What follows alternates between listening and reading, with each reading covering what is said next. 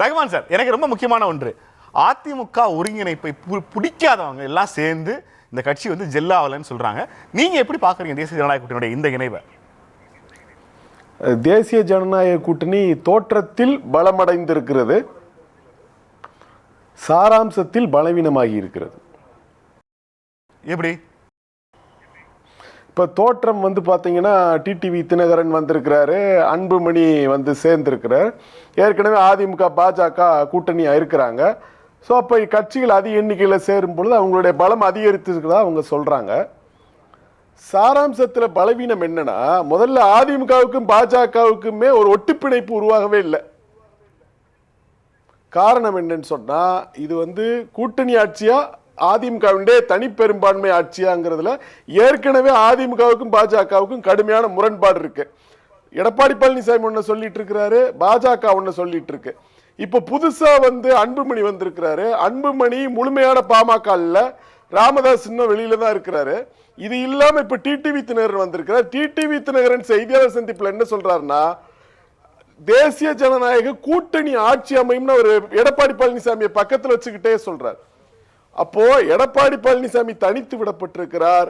பாஜக கொண்டு வந்த பாமகவும் டிடிவி தினகரனும் அவங்க கூட்டணி ஆட்சி என்பதை வலியுறுத்தி கொண்டிருக்கிறார்கள். இந்த பலவீனங்களை அவங்க இலைமறை காய்மறையா கூட வச்சுக்க முடியல என்று சொல்லும் பொழுது மக்கள்ல போகும்போது இந்த பலவீனம் பாஜக தனக்கு நெருக்கடி கொடுத்து ஒரு கூட்டணி அமைச்சரவையை உருவாக்க ட்ரை பண்ணுதுன்னு கூடவா எடப்பாடி பழனிசாமி அவர்களுக்கு தெரியாது? தெரிஞ்சு போய் சேர்ந்திருக்கிறார் பாருங்க, அதான் பிரச்சனை. அது அவருக்கு நல்லா தெரிஞ்சிருக்கு. அதனாலதான் அவர் ஒரு கூட்டத்திலையும் பேச்ச தொடங்கும் பொழுது அதிமுக தனிப்பெரும்பான்மையோட ஆட்சி அமைக்கும், இதை எந்த கொம்பனாலும் அசைக்க முடியாதுன்றாரு. எந்த கொம்பனை சொல்றாரு? யாருக்கு சொல்றாரு? பாஜகவுக்கு சொல்றாரா, திமுகவுக்கு சொல்றாரா?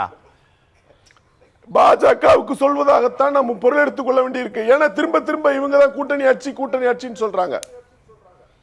சோ அப்ப இவர் போய் இப்படிப்பட்டவங்களை ஒண்ணு சேர்த்து கொண்டு அந்த குரலுக்கு மாறான ஒரு குரலை பேசுறாருன்னு சொன்னா அது மிகப்பெரிய பலவீனம்ல.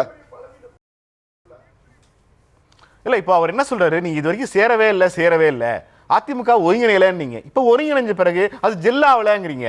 ஜெல்லானு சொன்ன உடனே இல்ல இது தொங்கு சட்டப்ப தான், தனித்தாட்சி அமைக்க முடியாதுங்கிறீங்க.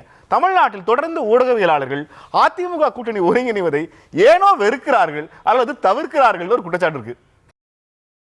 இல்லைங்க, நீங்க அதிமுக ஒருங்கிணைகிறத வந்து மற்றவங்க யாரும் தடுக்க முடியாது, அல்லது மற்றவங்க இதை யாரும் விருப்பத்திற்கு மாறாக போக முடியாது. அது அதிமுக தலைமை முடிவெடுக்க வேண்டிய விஷயம்.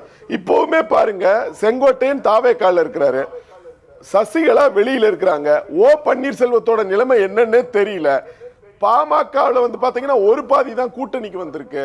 இவங்க என்ன கணக்கீடு அடிப்படையில் வந்திருக்கிறாங்க? 21+18 சொல்றாங்க. இந்த 21+18க்கான ஆளை இப்ப இங்க கூட்டணியில் இல்லையே. யார் சொல்லும் பொழுது பத்திரிகையாளர்கள் அப்படி சொல்றாங்கன்னு சொன்னா எப்படி புரிஞ்சுக்க முடியும்? ஓபிஎஸ் வந்து அந்த 18ல அங்க வைக்கிறாருங்கிறீங்க, ராமதாஸ் அங்க வைக்கிறாருங்கிறீங்க. அவங்க இருக்கிறாங்க, சசிகலா இருக்கிறாங்க, பாமகங்கிற முழுமையான ஒரு கட்சி இருந்தது. இப்ப ராமதாஸ் தனியா இருக்கிறாரு. இப்போ டிடிவி தினகரன் கட்சியிலே கூட பாத்தீங்கன்னா அதிருப்தி குரல்கள் எழுந்திருக்கின்றன.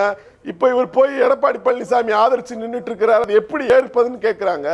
அவர் என்ன சொன்னார்னா, துரோகத்தை வீழ்த்துவது ஒன்றுதான் எங்களுடைய நோக்கம்னு அவர் சொன்னார். அவரு வேற எந்த நோக்கமே இல்லைன்னு சொன்னார். அம்மாவின் விசுவாசிகள் ஒன்றிணைவோம், குடும்ப திமுக ஆட்சியை அகற்றுவோம். அதான் இந்த பேச்ச வந்து நீங்க ஒரு 6 மாசத்துக்கு முன்னாடி பேசியிருந்தீங்கன்னா வேற. ஆனா என்ன சொல்லிட்டு நீங்க தேசிய ஜனநாயக கூட்டணியில இருந்து வெளியில வந்தீங்க? வெளியில வந்து என்ன சொன்னீங்க? எடப்பாடி பழனிசாமியை முதலமைச்சர் வேட்பாளராக இப்ப ஏற்கிற பேச்சுக்கு இடம் இல்லைன்னீங்களே. அந்த பேச்ச மக்கள் எப்படி பார்ப்பாங்க? அன்புமணி இருக்கிறாரு, அவர் எடப்பாடி பழனிசாமி என்னென்ன பேசியிருக்கிறாரு? எடப்பாடி பழனிசாமி அன்புமணி உங்களுக்கு தெரியாதா? ஒரு அரசியல்ல எதிரில இருக்கிற போது தலைவர்கள் மீது வச்ச விமர்சனங்களை திரும்ப அவங்க இணையும் போது நம்ம சுட்டி காட்டலாம். ஆனா அதுவே அந்த கூட்டணி ஜெல் ஆகல, அந்த கூட்டணி பொருந்தா கூட்டணி, வெற்றி பெறாது நம்ம சொல்ல முடியல. திமுகவும் காங்கிரஸ் 2014 பேச்சாத பேச்சா, கூட்டணி ஜெல் 2024 ஜெயிக்கலையா? கூட்டணிக்குள்ள ஒரு ஒட்டுப்பிணைப்பு உருவாகிறது நாம பேசுறது அல்ல, மாறாக மக்கள் இந்த கூட்டணியை எப்படி பெர்சீவ் பண்ணிக்கிறாங்க, மக்களுடைய பெர்செப்ஷன்ல இந்த கூட்டணி என்னவாக இருக்கிறது, அதை தான் நம்ம பார்க்கணும். அந்த அடிப்படையில் தான் நம்ம வந்து அவங்களுக்குள்ள ஒரு ஒட்டுப்பிணைப்பு உருவாகலைன்னு சொல்றது. அதாவது இவங்க ஒண்ணா இந்த மேடையில ஒட்டு- தொண்ணா இந்த மேடையில ஒட்டுப்பிணைப்பு உருவாவலைங்கிறதுக்கு எனக்கு ஏதாவது ஒரு உதாரணம் செய்தியாளர் சொல்லுங்களேன். சந்திப்பு எனக்கு பண்ணிருக்காங்க. புரியுற மாதிரி சொல்லுங்களேன். எளிய மக்களுக்கு புரியுற மாதிரி இந்த கூட்டணி இல்லங்க. இந்த ஒட்டுப்பிணைப்புங்கிறது எப்படி சொல்றீங்க? இப்ப மேடையில வந்து எடப்பாடி பழனிசாமி, டிடிவி தினகரன், அன்புமணி எல்லாரும் ஒண்ணா உட்கார்ந்து செய்தியாளர்களை சந்திக்கிறாங்க. ஆ, இதுதான் வந்து பாத்தீங்கன்னா அந்த கூட்டணிக்குள்ள ஜெல் ஆயிடுச்சு என்பதனுடைய பொருளாக அவங்க நினைத்து கொள்ளலாம். ஆனா இந்த தோற்றம் இருக்குல்ல, இவங்க ஒண்ணா உட்கார்ந்து இந்த காட்சி இருக்குல்ல, இந்த காட்சி மக்கள் மத்தியில் எப்படி கேலி பொருளாக மாறுகிறது நீங்க பாருங்க. அப்படி கேலி பொருளாக மாறும் பொழுது இவங்க ஒண்ணா சேர்ந்ததற்கான பலனை கூட தேர்தலில் இவங்க அறுவடை பண்ண முடியாது. இல்ல எதை வச்சு அந்த மக்கள் வந்து இந்த கூட்டணியை, இந்த தலைவர்களோட ஒருங்கிணைப்பை கேலி பொருளா பாக்குறாங்கன்னு எதை வச்சு சொல்றீங்க? இது உங்கள் கருத்தா, மக்கள் கருத்தா? கடந்த காலத்துல இவங்களை எப்படி விமர்சிச்சிருக்கிறாங்க? குறைந்தபட்ச இல்லைங்க, அவங்க ஒரு திறமையானவங்க தான், ஒரு சில தவறுகள் செஞ்சுட்டாங்கன்னு விமர்சிச்சுட்டா பரவாயில்ல. எடப்பாடி பழனிசாமிக்கு நிர்வாகம்னா என்னன்னு தெரியுமா? அன்புமணி வந்து வேடந்தாங்கல் பறவை மாதிரி வழி இருந்தா வருவாரு, வத்தி போச்சுன்னா கிளம்பி போயிருவாரு. அவங்களுக்கெல்லாம் என்ன நிர்வாகம்னு தெரியுமா? காலில் விழணும், டயரை நக்கணும் என்று அவர் பேசினார்.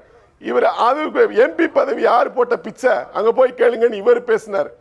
சோ அப்ப இவ்வளவு கடுமையாக விமர்சித்துக் கொண்டவர்கள். அப்புறம் டிடிவி தினகரன், எடப்பாடி பழனிசாமி சசிகலா தான் அவரை முதலமைச்சர் ஆக்கினார்னு சொல்றாங்க.